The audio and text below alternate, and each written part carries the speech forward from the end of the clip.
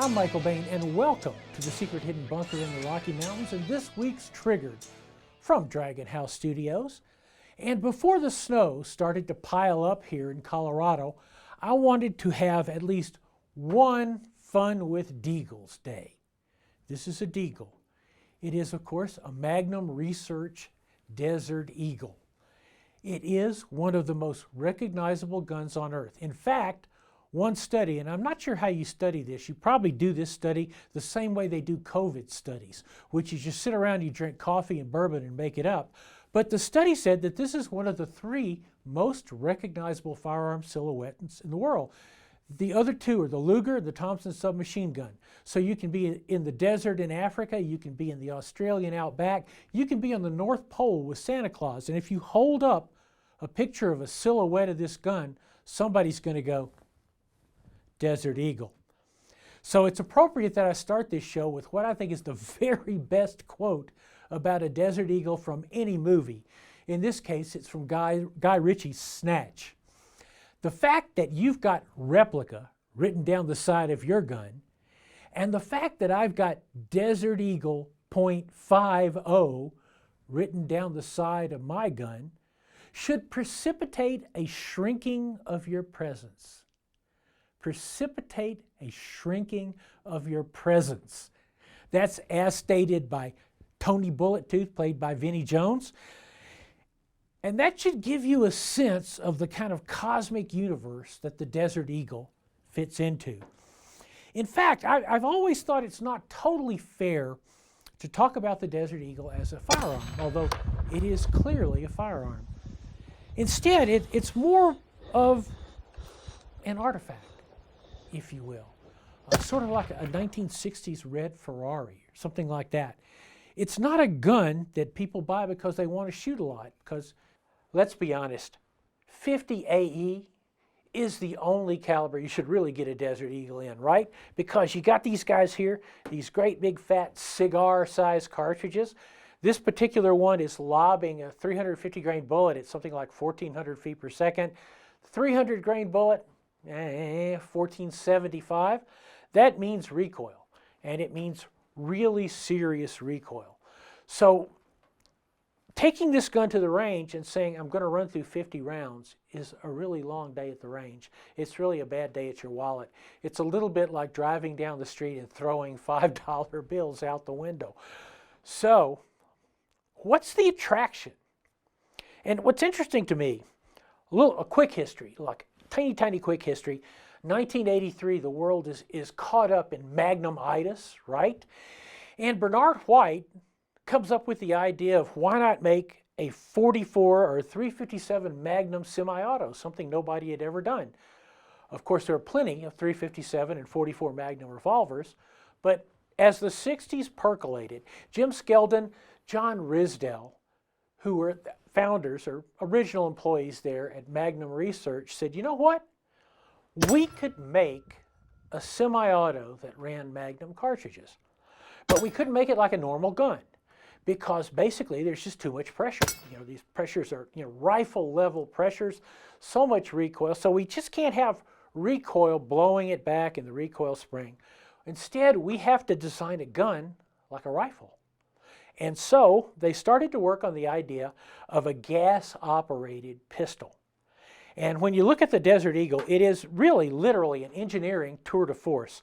You have a rotating bolt like an AR-15. That's where they got their inspiration. And then the gas system basically is like a Mini 14 turned upside down. Essentially, it works. It bleeds a little gas out of the barrel. That feeds in, runs a piston. The piston runs the gun. So you've got a lot of things going on here. But what you especially have, more than probably anything else in the world, is sheer, like firearms, sex appeal, which is exactly why this gun has been in over 500 movies. It should have its own star on the Hollywood Walk of Fame. 1985, literally the first of them, ended up in Year the Dragon, a Mickey Rourke movie that was really better than a lot of people thought it was, and the Arnold Schwarzenegger movie Commando, which was really worse than a lot of people thought it was. And since then, it's been in movies that nobody's ever heard of. RoboCop, Matrix, Austin Powell. Oh gosh, and one of the greatest movies ever of all time, of course, Boondock Saints and Boondock Saints 2. Television shows like Miami Vice, The Sopranos. Christopher used a Desert Eagle. Remember that? Christopher used a Desert Eagle. Even Firefly used a Desert Eagle. Walking Dead. So the attraction to this gun is it's a movie star. The attraction to this gun is bigger and heavier and better than any other gun in your collection. And the attraction of this gun is it's like shooting an artillery piece. And those are all the reasons I really love it. So when we come back, we're going to talk about the lightweight model. The revolutionary TCM from Rock Island Armory. Fire it once and you'll be hooked. The first thing you'll notice is its sonic boom and enormous muzzle flash as it hurls the exclusive Armscore 22 TCM round downrange at a blistering 2,000 feet per second with penetrating impact. It shoots surprisingly easy with light recoil. The 17-round TCM series, so fun to shoot, it's like a thrill ride, only better. Welcome back to Triggered, where it's Deagle Day. By the way, when I did the Desert Eagle segment of Gun Stories with Joe Mantegna, I tried to research exactly the first time somebody used the word Deagle for Desert Eagle, and I couldn't find it. Obviously, it came from the gamer community. As many movies as the Desert Eagle has been in, it's been in even more video games. And if you're typing it out, you don't want to type out Desert Eagle, Deagle works just as well. And by the way, that was probably our most popular show in Gun Stories. But what I want to talk about today is this guy. This is a Desert Eagle L5. Around, I think, the 2017 SHOT Show, Justin Moon, who owns Carr, who owns Magnum Research, which makes Desert Eagle, pulled me aside and said, you got to see this, Michael. I know you like Desert Eagles. This is a lightweight Desert Eagle. Now, my big Desert Eagle, this guy, the Model 19, is 70 ounces. That's roughly about the same weight as a Prius without any like accessories with it.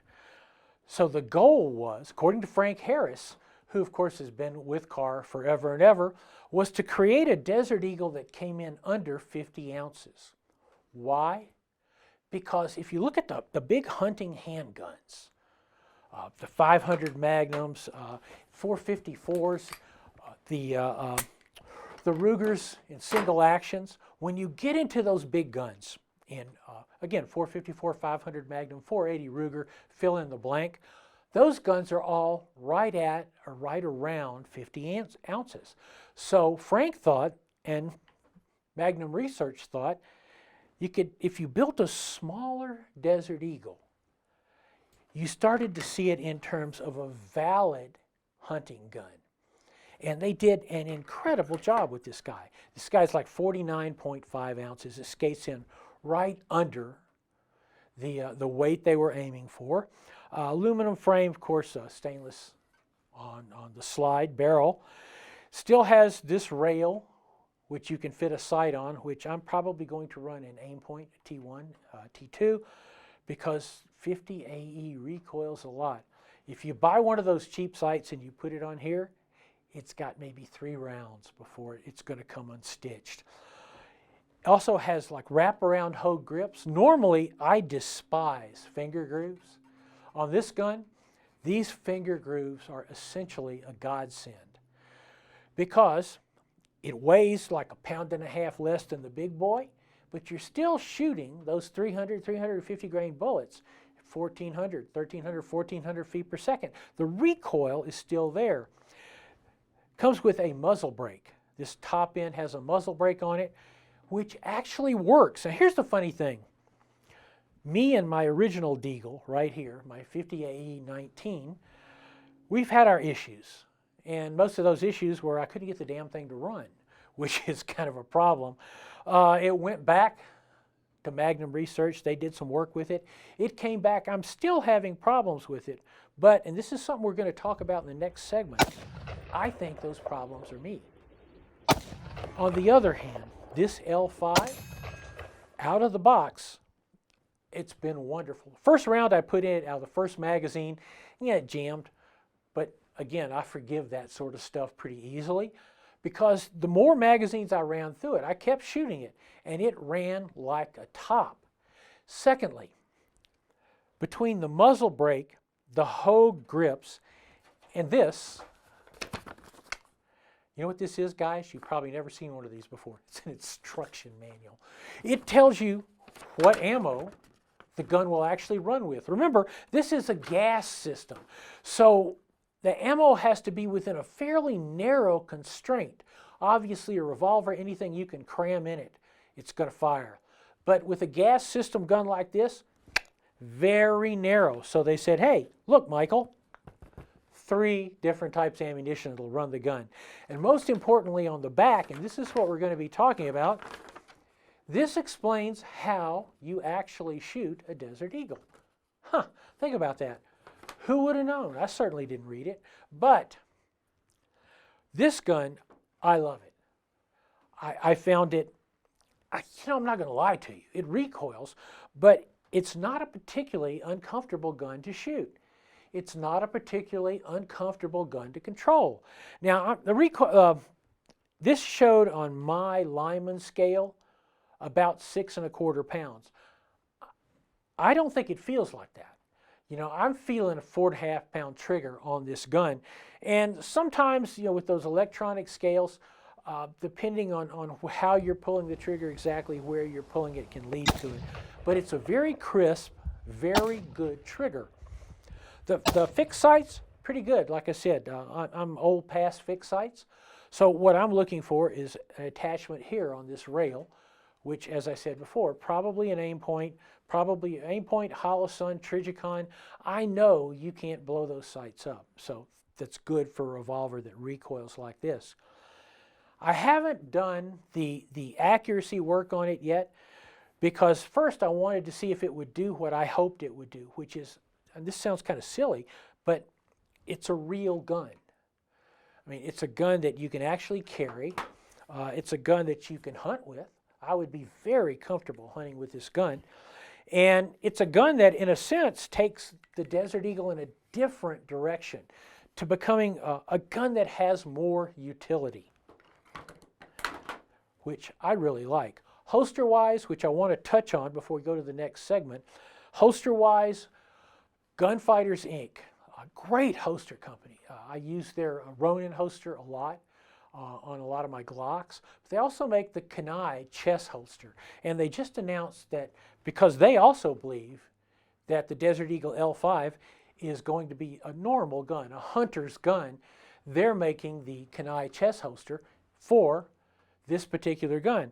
I bet if you made a phone call to Rob Leahy at Simply Rugged, Rob would say, yeah, I can make you one of those for my own chesty puller chest holster setup. Or imagine this, Alien Gear makes a number of holsters for the Desert Eagle, for the L5. Of course, Magnum Research also has those holsters for sale. So when we come back, I want to talk a little about shooting these beasts and how it's different than shooting a revolver. This week's Triggered is brought to you by Franklin Armory, the home of innovation in firearms. Volquartsen, engineering the world's best rimfires. Taurus USA, designed to protect. Lipsies and their great Guns of the Month. And Revolution Targets, 21st Century Steel. Welcome back to Triggered, where today we're talking about Deagles because I like Deagles and because it is one of the most famous firearms on earth. So, with this L5, I want to talk about shooting this gun. 7-rounders, magazines in 50 AE, I think 8 rounds in 44 Magnum, 9 rounds in 357, something like that, but really, 50 AE, the only one that counts. My initial problems with shooting this gun was not reading directions, but instead shooting it exactly the same way that I shoot big bore revolvers. And I've shot a lot of big bore revolvers. I'm used to them. They don't frighten me. I know how to shoot them. First thing, I wanted to show you my sophisticated setup for gloves. Gloves help. These are Caldwell shooting gloves, and you can see they've been customized. The thumb cut out, trigger finger cut out. This goes on my right hand. I've got a little bit of recoil pad here to take some of the heat. On my left hand, rather than another shooting glove, I have a weightlifting glove. And the purpose of this glove essentially is I am strapping my wrist. I am actually like strapping my wrist down. And again, because it's leather, it's got some padding in here. And so that takes a little bit of the hit as well. So this is a good start. Here's where I made my mistake. This is a 500 Smith & Wesson, a 5-inch, wonderful, wonderful gun, beast of a gun. Weighs a little bit more and is a little bit larger than this L5. And as we've talked about before, when I shoot big bore revolvers, the way I have typically done it is what I might think of as a hard weaver. I'm pushing out hard with my right hand, pulling back. I've got a death grip here with the revolver. I'm back here. Pulling back, I'm here. This elbow is slightly broken. Why is it slightly broken? Not because I shot too many rounds, but because I want, when this revolver torques, and it will torque, I want it to go this way. If I lose control of the gun, let's say somebody's speaking to me next to me, and I turn around and not paying any attention, I do that. Well, if I'm not focused 100%, there's a good chance this recoil may cause it to get away from me. I hope it's not likely, but some of the best revolver shooters in the world that I know, and they're great, have been dinged in the forehead by big bore revolvers that just simply got away from them. So that's why I have this elbow here, because I want the gun to go over my left shoulder as opposed to in my forehead, which hurts. So I treated my 19, my original Desert Eagle, and this guy exactly the same way, except it doesn't work. If you remember, a revolver is a complete machine. If you cock this, hang it on a string, pull the trigger with a twig, it'll fire. When you cock it again, if you pull it double action, cylinder will line right back up, bang. It doesn't care what is holding it. However, with a semi-auto, you are in effect the last moving part. Your job is to provide resistance against the gun, which allows it to recoil. Now, if you look at this, there's like a pound of barrel of slide here, that's slide and bolt that's recoiling. That's a lot. And so it requires a lot of resistance. So if you read the manual that said, hey, here's how to shoot a Desert Eagle, it says, once again, you're going to a weaver type push-pull, but you're going to make sure that no matter what, this elbow is locked. Locked. Chunk. Think about it. The very minute you go to here, you go, is my elbow locked? You know, okay, am I pushing out hard? Do I have a death grip on this gun? Because you need a death grip on the gun. So you got a death grip on the gun, this elbow is locked, you're pushing out, you're pulling back with this hand, and you go bang, and what happens is it goes up. It goes up like this. It's on a pivot. The pivot, the lever, is attached to your shoulder. So if your elbow is broken, even if it's good here and the recoil torques, it's not going to have quite enough resistance in it to have it run correctly. It may short stroke, may fail to go into battery. A couple of different things can happen. But what I found with the L5 is as long as I think, is my elbow locked? My elbow's locked. Bang, bang, bang, bang, bang. Wasn't hard to shoot at all. And in fact, compared to, say, let me give you a recoil comparison. We've talked about before that I think the 454 Casull is maybe the most brutal cannon I've ever put the trigger on.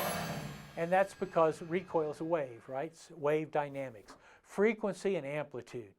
That means that the recoil is delivered over a period of time and it's a certain height, amount of recoil delivered.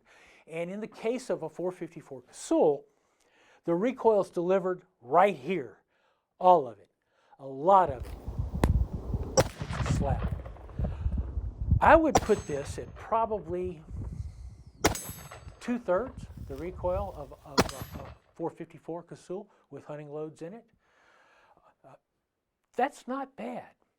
Little bit less recoil than the heavy bullet loads here in this beast, in the 500 Magnum. You know, shooting 450, 500 grain loads out of this, you're going to get more recoil because it's a heavier bullet. But with the 300, 350 grain loads, and I shot a box of each of them through this gun just to kind of get a feel for it, I didn't find it that hard to shoot. You know, I found it easy to come up to that next shot. Now that's what you want. If this is a dangerous game, Yeah, baby. what you want is the follow-up shot, and the follow-up shot, and the follow-up shot, and the follow-up shot, right? Every animal that walks on Earth's been taken with a 50 AE. So you want to make sure it's absolutely stone cold 100% when you pull the trigger. So one other thing I want to show you before we're out of here, through the magic of cinema, poof. Now I haven't started working with this yet. I just got it. It is a 44 Magnum conversion kit for this gun, for the X1X, for the 19.